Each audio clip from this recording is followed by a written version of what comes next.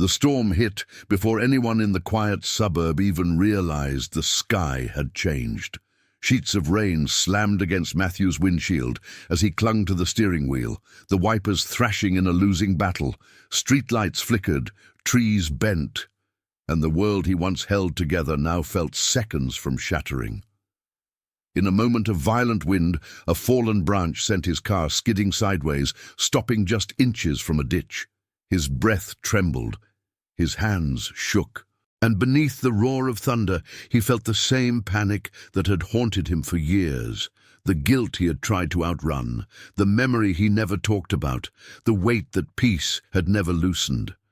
Then, through the blur of rain, he saw something that shouldn't have been there, a small figure standing alone at the far end of the street, a girl, frozen, barely visible, and in a flash of lightning, he recognized the shape of her shoulders. His daughter. Matthew's heart stopped. For a split second, everything else vanished. The storm, the sound, the fear. Only her, only the unmistakable silhouette God had placed in his path at the worst possible moment. He didn't know yet. This would become the turning point he had avoided for years. What he couldn't see was that the storm he feared was about to reveal a truth calm days never could. Long before the storm, Matthew's life had been a pattern of quiet routines, the kind that made the neighbors believe he was doing fine. His small house on Willow Lane stood neat and ordinary, its porch light glowing each evening like a silent promise that things inside were stable. But stability was an illusion he clung to, not a truth he lived. Most mornings began the same. He packed his daughter Emily's lunch, tied her shoelaces as she fidgeted with impatience, and walked her to the corner where the yellow school bus sighed to a stop. Those walks were the best minutes of his day. Emily talked about planets, butterflies, or whatever 7-year-olds found important that week, and Matthew listened with a kind of reverence, grateful, but afraid she would someday see the fractures in him he worked so hard to hide. He had built their world carefully, piece by piece, hoping the quiet suburb could shelter her from the mistakes he once made, the kind that still woke him at night. He told himself control was safety. He told himself silence was wisdom, yet something inside him always trembled, like a truth waiting to spill out. What Emily didn't know, what almost no one knew, was that her father carried a shadow, a moment from his past when he failed someone who trusted him. He had apologized, repented, rebuilt, but the guilt clung to him like a stain only he could see. And even now, years later, he feared that one wrong choice could make him lose everything again. Still, Emily adored him.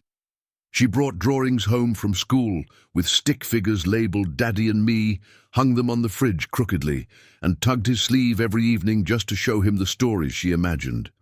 She was the one person who unknowingly kept him standing. One afternoon, weeks before the storm, they sat on the living room floor sorting puzzle pieces.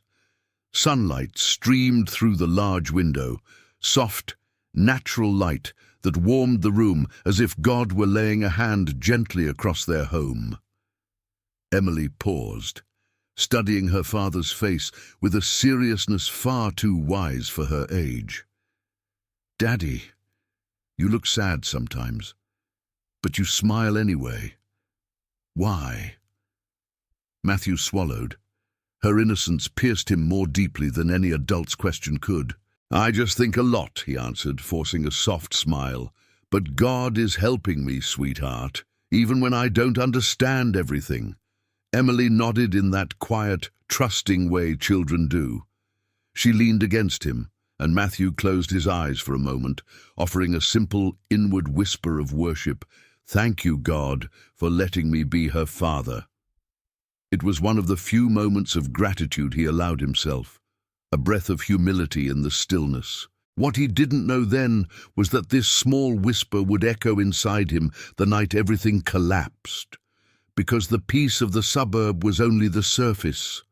Beneath it, God was already preparing a storm, not to break Matthew, but to reveal the truth he had been unable to see, and somewhere between the quiet streets and the calm evenings, a shift had already begun.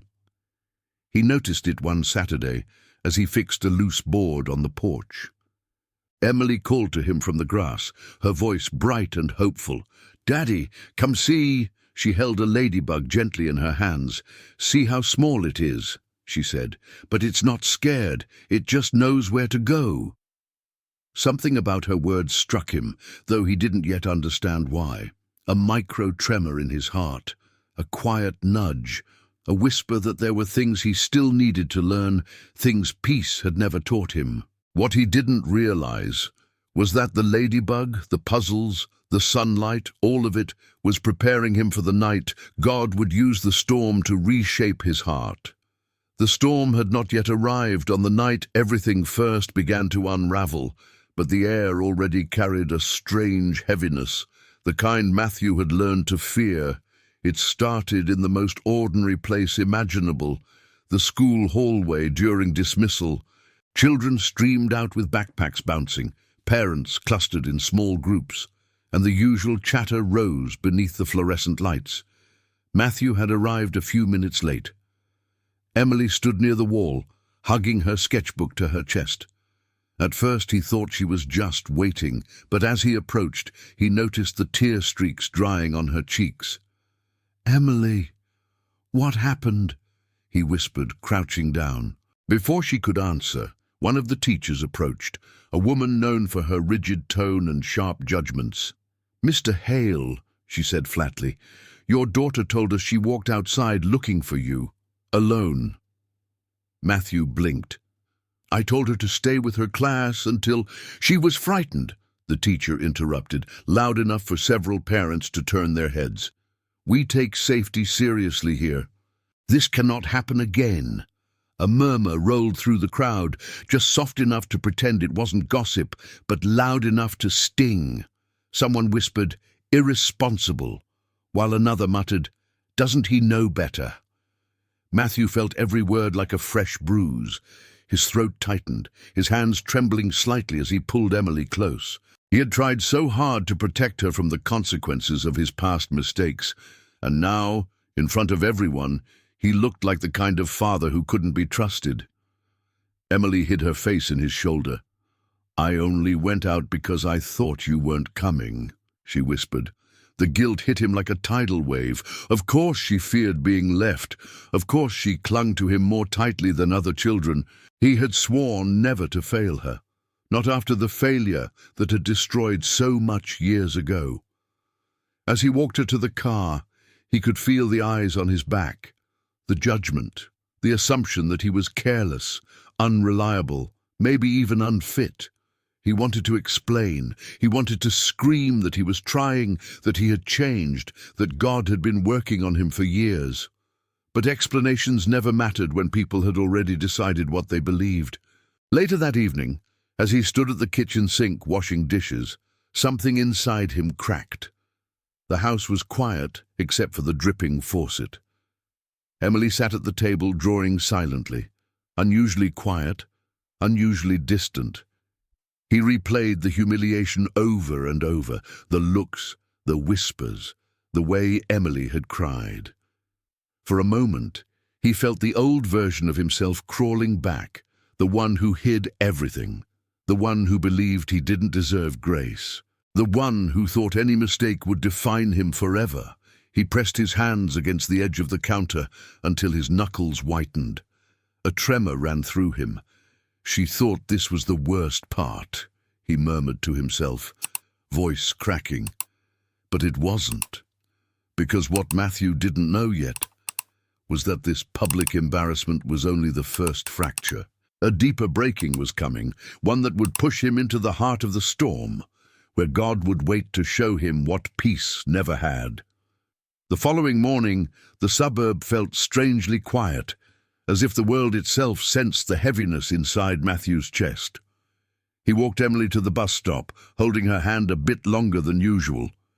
She didn't speak much, only gave him a small, uncertain smile before stepping onto the bus. As it pulled away, Matthew exhaled a breath that trembled on the way out. He didn't go home right away. Instead, he wandered down the sidewalk toward a familiar house with peeling paint and a tired porch swing. It belonged to Mr. Carter, an older man who had known Matthew since before Emily was born. A retired carpenter with gentle eyes and a habit of listening more than speaking, he had become a quiet mentor in Matthew's life. When Matthew knocked, the door opened almost immediately. "Morning, son," Mr. Carter said, noticing the tension etched into his face. "Come in."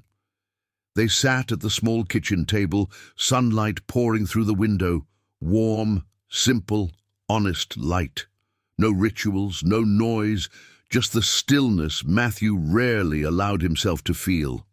"I messed up yesterday," Matthew finally said. "People were looking at me like I'm still who I used to be." Mr. Carter nodded slowly. "And what did you do?" "I took responsibility. I comforted Emily, but inside, I felt that old weight come back, the same guilt I thought I buried." The old man leaned back, folding his hands. "Matthew, storms don't create weaknesses. They reveal the ones we've hidden. Peace can hide things from us, but storms," he tapped the table gently, "they show us where God wants to heal." Matthew looked down, his voice barely audible. "I just want to be a father she can trust." "You already are," Mr. Carter said, "but trust doesn't grow in perfect sunshine. Sometimes God uses the hard moments to pull us closer to him, and closer to the people who matter." A long silence followed. Then Matthew lowered his head, whispering a quiet, humble prayer. Not dramatic, not rehearsed, just truth. "Lord, guide me. Give me strength to walk the path you prepared." The words settled in the air like a soft exhale. Mr. Carter gave a small nod, as if hearing that prayer confirmed something. "There it is," he said. "That's where change starts, not in proving yourself to others, but in letting God steady you from the inside out." Matthew breathed in deeply. The guilt wasn't gone, but something inside him shifted. A subtle alignment, a deeper clarity. Still, he sensed something on the horizon, a pull he couldn't name. What he didn't know was that this quiet conversation, this simple prayer, was the foundation for the storm he was about to face, the one that would shake everything loose and reveal a truth peace had never taught him. Before Matthew could fully absorb the calm that settled over him after that prayer, a restlessness stirred, the kind that hinted something was already shifting ahead of him. He stepped out of Mr. Carter's house feeling both steadier and strangely unsettled, as if the road home carried a question he wasn't ready to answer. And if you've been following Matthew's journey so far, take a moment to stay with this story. These turning points, the quiet ones, the trembling ones, are often where God begins his deepest work. If this message is touching your heart, consider subscribing so more people can find stories that remind them of God's presence in the middle of chaos. And tell me in the comments, which city and country are you watching from? What Matthew didn't know was that the real storm, the one God would use to reshape his heart, was almost here. The calm he felt now was only the last breath before everything changed. The storm warnings arrived quietly at first, a soft alert buzzing on phones, a shift in the air, a sky that changed colors faster than felt natural. But before the wind ever rose, something else happened, something Matthew didn't expect at all. It began that afternoon when Emily came running out of school, her backpack bouncing, her face brighter than it had been in days. "Daddy! Daddy, look!" she said, waving a slip of paper. He knelt to meet her. "What is it, sweetheart?" "It's from Mrs. Dawkins," she said breathlessly. "She picked me to read my story at the school showcase next month." Matthew blinked. Mrs. Dawkins, the same teacher who had scolded him in front of everyone. For a moment, disbelief flickered through him. "Really?" Emily nodded eagerly. "She said I write with a lot of heart." Something softened inside him, surprise giving way to a warm, unexpected relief. It wasn't just about the showcase. It was that someone who had judged him harshly now recognized something beautiful in his daughter, a tiny redemption disguised as a school announcement. As they walked home, Emily skipped beside him, humming to herself, completely unaware of how much that moment meant. Matthew watched her, feeling the tension in his shoulders loosen piece by piece. Almost without thinking, he whispered inwardly, "Thank you, God, for this glimpse of hope." It wasn't dramatic, not even fully formed, just a breath of worship carried silently inside him. But it lifted him, more than he expected. Later that evening, the wind began to rise. Leaves skittered across the pavement, the sky dimming into uneasy shades of grey. Still, inside the house, peace flickered for a brief instant. Emily sat at the dining table writing her story, her small brow furrowed in concentration. "Daddy," she said without looking up. "Mrs. Dawkins said every good story has a moment that changes everything." He paused in the doorway, struck by the innocence of her timing. "She's right," he said quietly. "Sometimes that moment comes when we least expect it." Emily grinned. "I think mine is when the girl finds the map that shows her where she really belongs." Matthew's breath hitched, a strange, prophetic echo in her words. Where she really belongs. It brushed against something inside him, something he didn't yet understand. What he didn't know was that God was already weaving blessings into the edges of the storm, tiny assurances, quiet signs that he wasn't alone. And just as he stepped outside to take out the trash, the first distant rumble of thunder rolled across the suburb. A warning, a promise, the beginning of the night that would change everything. A loose garden chair toppled over in the rising wind, scraping across the porch. Matthew steadied it, unaware that within hours he would be fighting forces far stronger than wind, because the storm wasn't coming to destroy him. It was coming to reveal the truth peace had never shown. By nightfall, the storm no longer whispered its arrival. It announced itself with a force that rattled windows and made the trees outside bend like trembling silhouettes. The quiet suburb, usually calm and predictable, felt suddenly foreign. Streetlights flickered, branches scraped against rooftops. The wind roared with a wild, uneven rhythm. Matthew tried to stay composed for Emily's sake. They sat together in the living room, the air thick with tension. The lights blinked once, twice, then steadied. "Daddy, is it a big storm?" Emily asked, clutching her stuffed rabbit. "Just a strong one," he said gently. "We're safe here." But even as he spoke, a part of him knew the night wasn't going to be simple. A sudden crash outside made both of them jump. Matthew looked out the window. The neighbors' trash bins had toppled over, rolling down the street like loose dice. Then he noticed something else. The wind had blown their backyard gate wide open, banging against the fence. He stood. "I'll be right back. I just need to close the gate." Emily grabbed his sleeve. "Daddy, don't go."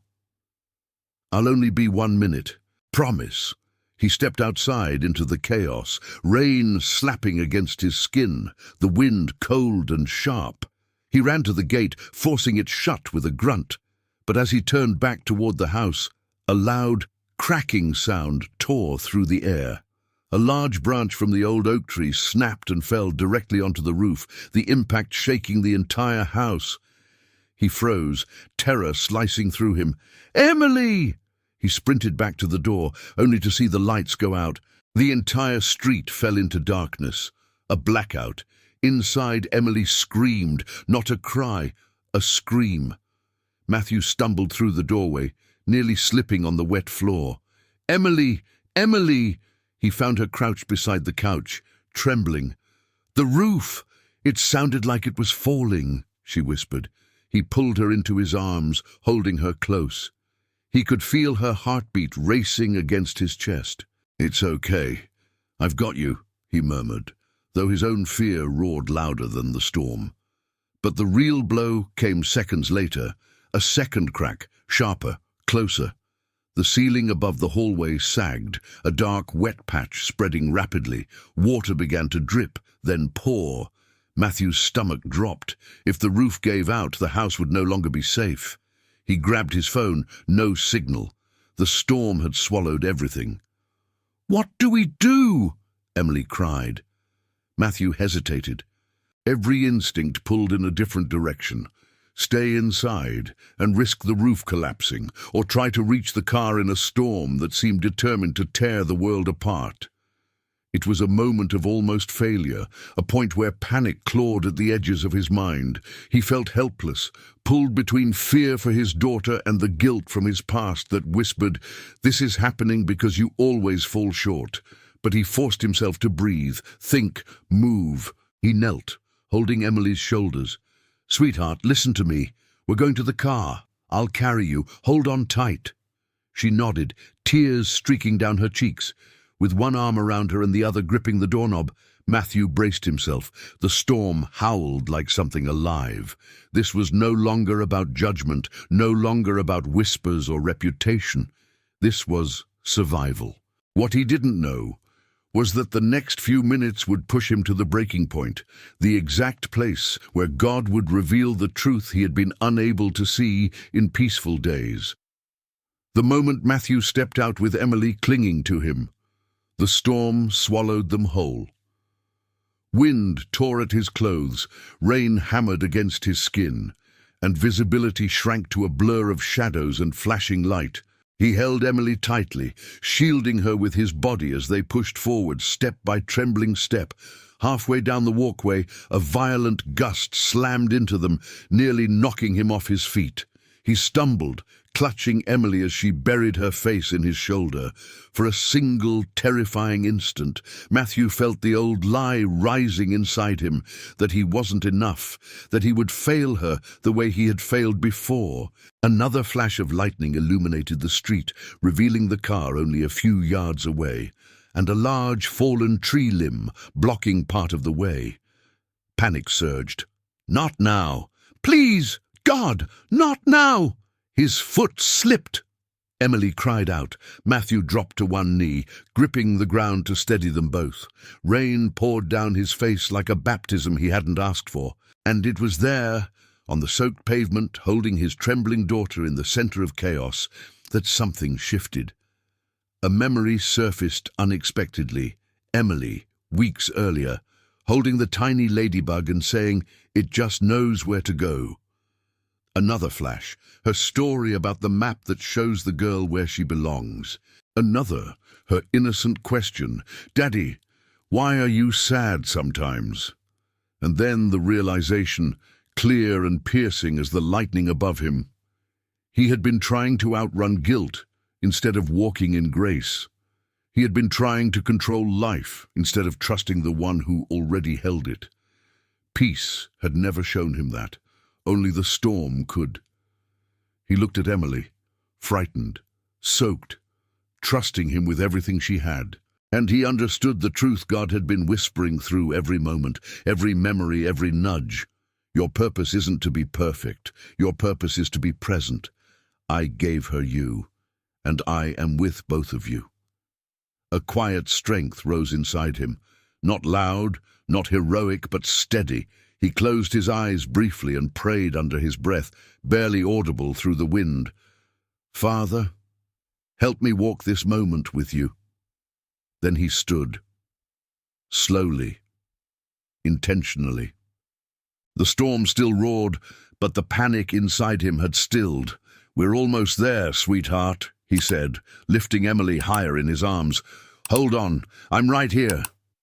He stepped around the fallen branch, planted his feet firmly on the flooded driveway, and pushed forward. Lightning lit the scene one more time, not as a threat but as a revelation. What Matthew didn't know was that this surge of strength, this clarity under pressure, was the doorway to redemption. The storm had not come to take anything from him. It had come to give him back the truth he'd lost. Matthew pulled open the car door with trembling hands, lowering Emily gently into the back seat. The moment she was inside, a breath escaped him, shaky but real. He shut the door, ran around to the driver's side seat and slid in, his clothes soaking the seat. For a moment, neither of them spoke. The storm pounded against the car roof, a deafening drum of chaos. But inside, for the first time that night, there was a flicker of stillness, a pocket of shelter, a breath of grace. Emily reached forward, her small hand touching his shoulder. "Daddy, you didn't let go," she whispered. Those words hit deeper than the storm ever could. You didn't let go. The very thing he had feared, failing her, repeating old mistakes, proving his guilt right, had been met with the truth. He stayed. He protected her. He chose presence over panic. Tears welled in Matthew's eyes, not from fear this time, but from relief that felt holy. He bowed his head, breath warm in the cold, dark car. "God, thank you," he whispered. "Thank you for staying near even when I felt lost." It wasn't dramatic. It wasn't rehearsed. It was gratitude, simple, raw, deeply honest. Outside, the wind began to shift. The worst of the storm was passing, moving farther down the valley. The sky still flashed, the rain still fell, but something essential had changed. Matthew looked at Emily in the rearview mirror. She was staring back at him with complete trust, not because he was perfect, but because he had been there. And for the first time in years, Matthew felt the weight of his past loosen its grip, not erased, transformed, turned into something God could use rather than something that chained him. He started the engine, guiding the car slowly down the street towards safer ground. The headlights cut through the rain like two quiet declarations that darkness did not get the final say. What he didn't know yet was that the storm had already given him the gift he needed most, a heart realigned, a purpose reclaimed, a peace rebuilt from the inside out. By morning, the storm had vanished as quickly as it came. The suburb was quiet again, branches scattered across lawns, puddles reflecting a sky washed clean. The kind of calm that felt like a deep exhale after a night that nearly broke them. Matthew and Emily returned home after the emergency crews cleared the road. The house was damp, the roof cracked, the hallway still dripping, yet none of it felt like loss. Not anymore. It felt like the aftermath of a lesson that had reshaped the foundation of his heart.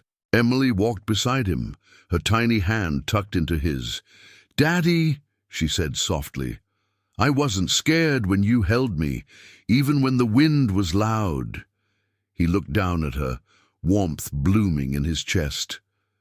"God help me stay with you," he said, "and he helped us through the storm." Emily smiled, that gentle, knowing smile she had inherited from him without ever realizing. She pointed toward the backyard, where the broken branches lay scattered like pieces of a puzzle, waiting to be gathered. "Can we clean it up together?"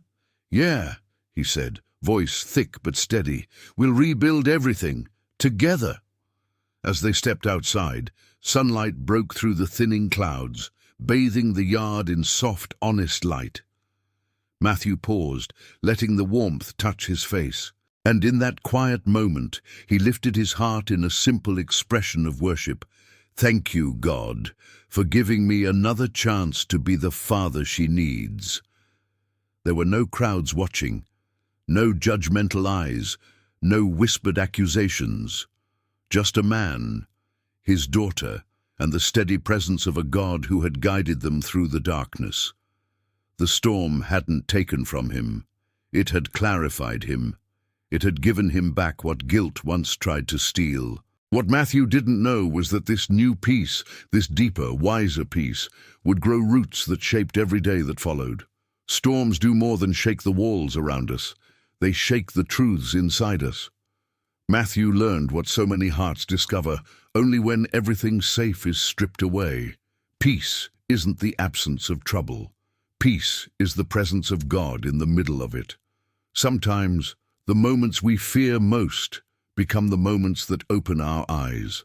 Sometimes the nights that break us become the nights that heal what quiet days never touched. And when the winds finally fade, we see what was there all along, a God who never left, a purpose that never died, a grace strong enough to rebuild what guilt once tried to ruin.